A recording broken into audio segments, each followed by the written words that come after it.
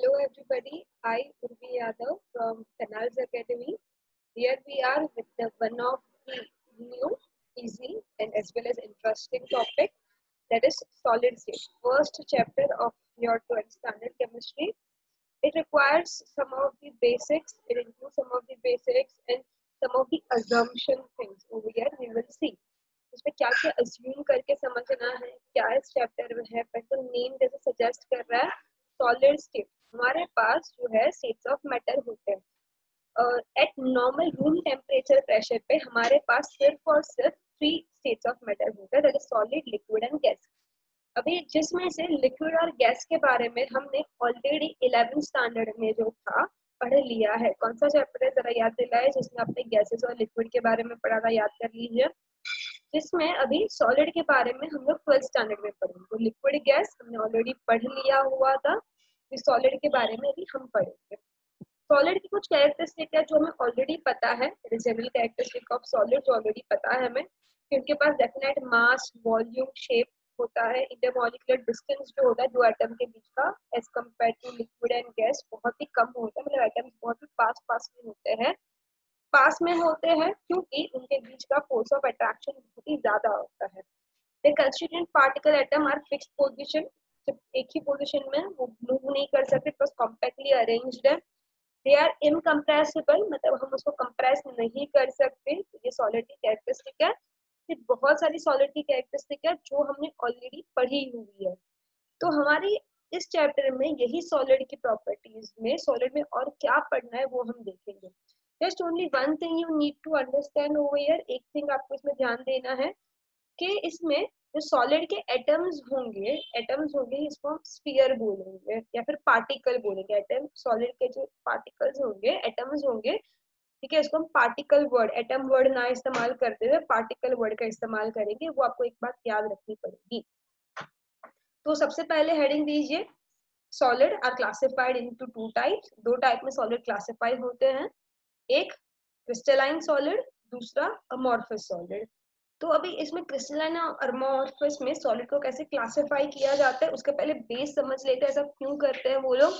It is just because, simple reason है उसके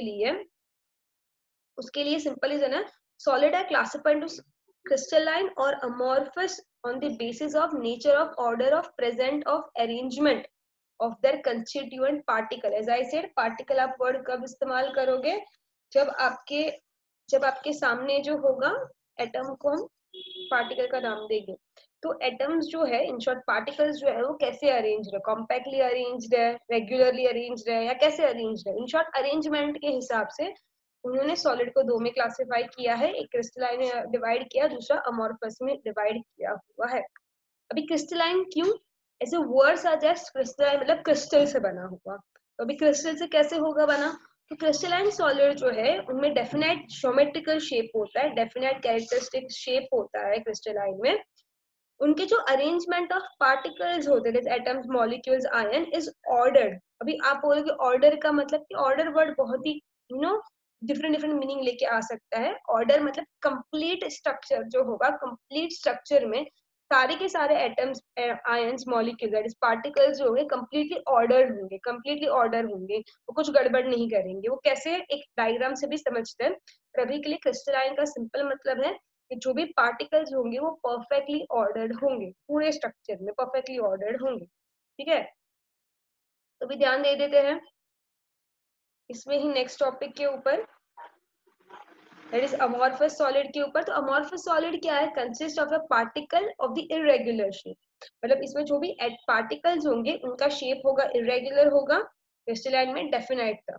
इनमें जो अरेंजमेंट ऑफ द पार्टिकल होगा, arrangement of the constituent particle जो होगा वो शॉर्ट रेंज का होगा, वो बहुत ही शॉर्ट रेंज का होगा, या फिर रेगुलर होगा पर थोड़े के लिए ही, दैट इज शॉर्ट रेंज के लिए होगा, या फिर कंप्लीटली इरेगुलर होगा. Regular and such arrangement, regular and periodic repeating pattern is observed in a short distance. तो 2 चीजें याद रखनी है अमॉर्फस में, या तो फिर वो completely वो क्या होगा, irregular होगा, या तो फिर रेगुलर होगा पर थोड़े डिस्टेंस पे. ये कभी कभार एमसीक्यू में पूछता है. वापस मैं ध्यान बोल रही हूँ, ध्यान से सुनिए.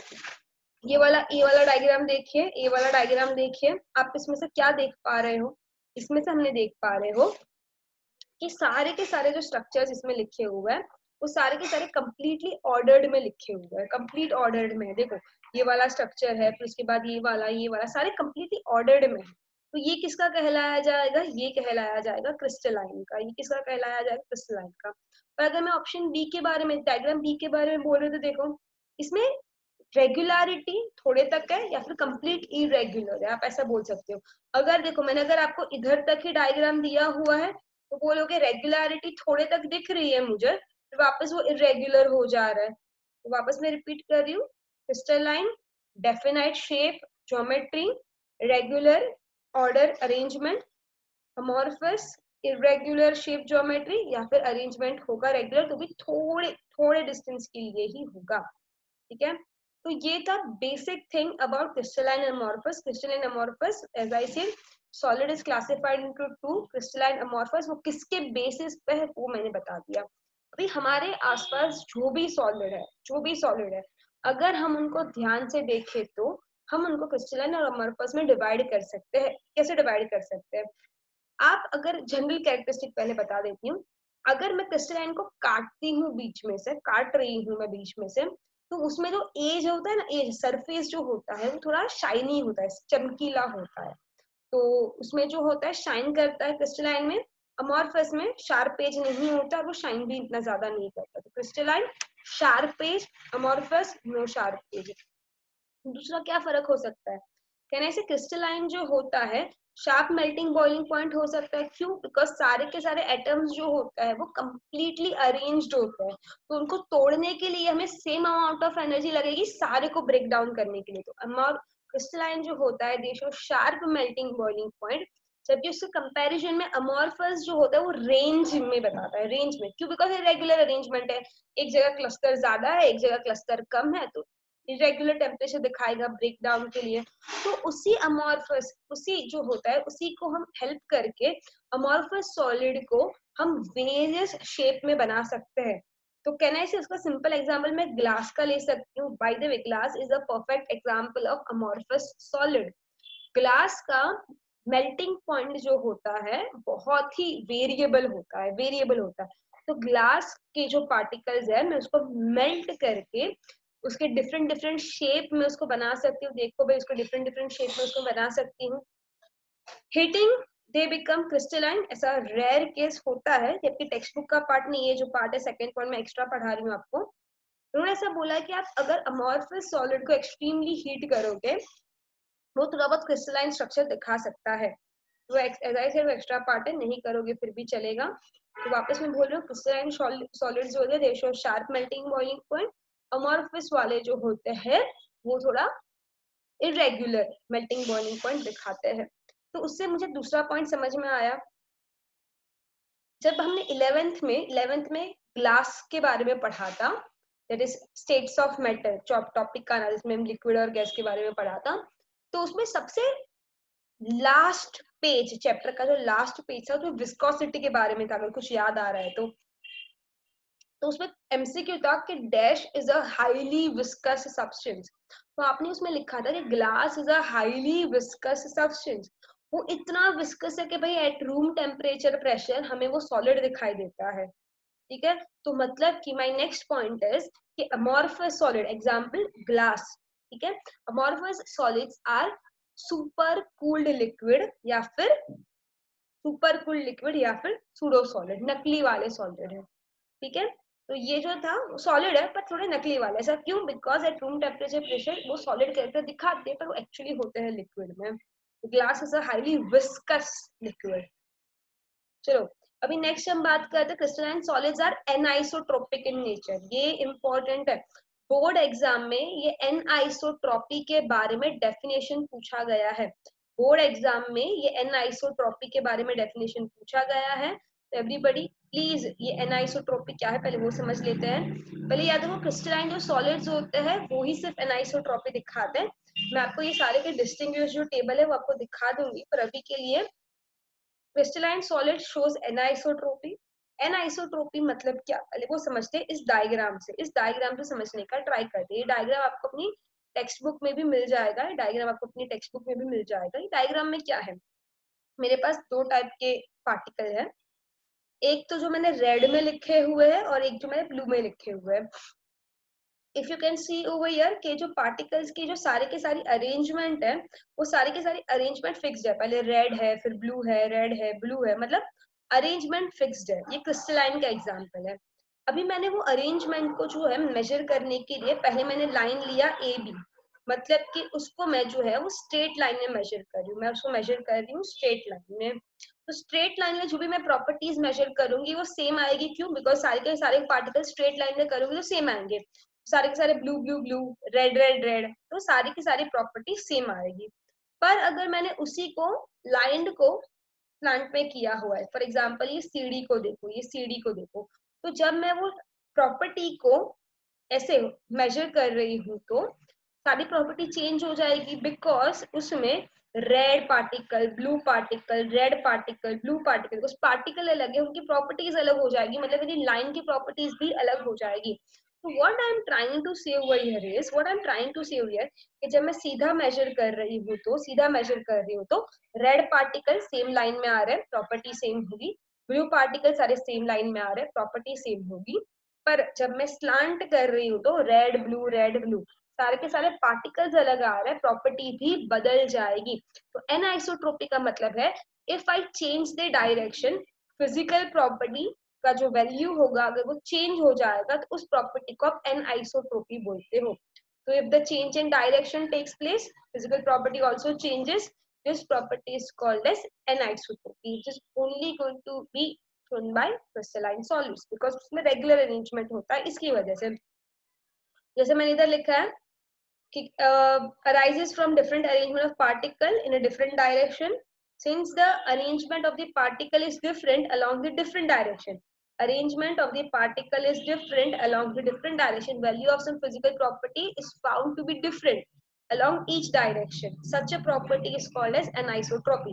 मेहरबानी करके ये anisotropy का definition लिख दो, ये काफी important है एग्जाम के लिए भी, ठीक है। जबकि अमॉर्फस सॉलिड क्या दिखाएगा, अमॉर्फस सॉलिड में अरेंजमेंट जो होती है वो सारी इरेगुलर होती है।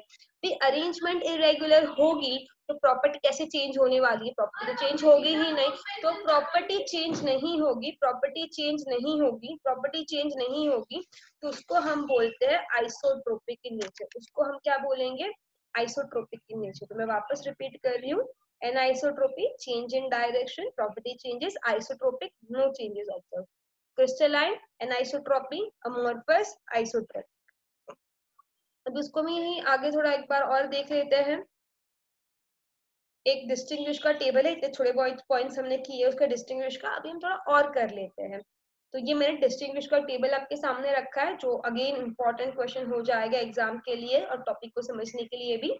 Crystalline solids and amorphous solids, सबसे पहले शेप के बारे में, डेफिनाइट कैरेक्टर ज्योमेट्रिकल शेप आएगा, उसमें इरेगुलर होगा, मेल्टिंग बॉइलिंग पॉइंट फिक्स जो होगा, चेंजेस होगा, क्लीवेज कट करोगे तो शार्प पेज मिलेगा, उसमें नहीं होगा, हीट ऑफ फ्यूजन मतलब कि मेल्टिंग बॉइलिंग पॉइंट, अगर आप बात करें तो फ्यूज मतलब कि क्या, सॉलिड से जब वो लिक्विड बन रहा है, ठीक है, तो क्या होगा उसके बारे में, तो उसका कैरेक्टरिस्टिक होगा, उनका कैरेक्टरिस्टिक नहीं होता।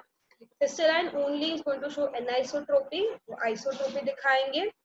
ये पॉइंट इंपॉर्टेंट है कि भाई क्रिस्टलाइन टू सॉलिड्स होगा, वो सूडो सॉलिड और सुपरकूल लिक्विड दिखाएगा। ऑर्डर लॉन्ग रेंज क्रिस्टलाइन का ही है, कैसे सॉलिड डिस्टिंग्विश हो रहा है, इसमें ऑर्डर जो है लॉन्ग रेंज में हो रहा है, ये शॉर्ट रेंज होगा या फिर पूरा इरेगुलर हो जाएगा, ठीक है, इतना पॉइंट। तो ये हमने पढ़ा सॉलिड जो होते हैं, सॉलिड जो होते हैं क्लासिफाई होते हैं दो में, crystalline and amorphous. Next class में मैं आपको सिखाऊंगी कि ये जो क्रिस्टलाइन जो सॉलिड होते हैं, ये जो क्रिस्टलाइन जो सॉलिड होते हैं, मैं उनको अगेन क्लासिफाई करूंगी, तो वापस सॉलिड दो में क्रिस्टलाइन अमॉर्फस। नेक्स्ट क्लास में हम पढ़ेंगे क्रिस्टलाइन कैसे और क्लासिफाई होते हैं दूसरे क्रिस्टलाइन सॉलिड्स में, ठीक है। तो आज के लेक्चर के लिए हम इतना ही रखते हैं। आज हमने देखा कि सॉलिड्स जो होते हैं क्या होते हैं, जैसे कि रिविजन किया, सॉलिड में भी दो टाइप होते हैं, कैसे वो दो टाइप हुए, उनकी प्रॉपर्टीज क्या है और उनका डिस्टिंग्विशिंग पॉइंट क्या है। आई होप आपको इतना टॉपिक समझा है, काफी इंपॉर्टेंट टॉपिक है, इसमें से क्वेश्चन आ सकते हैं एनआईसोट्रॉपी की डेफिनेशन के ऊपर, क्रिस्टलाइन और अमोर्फस के डिस्टिंग्विश के ऊपर।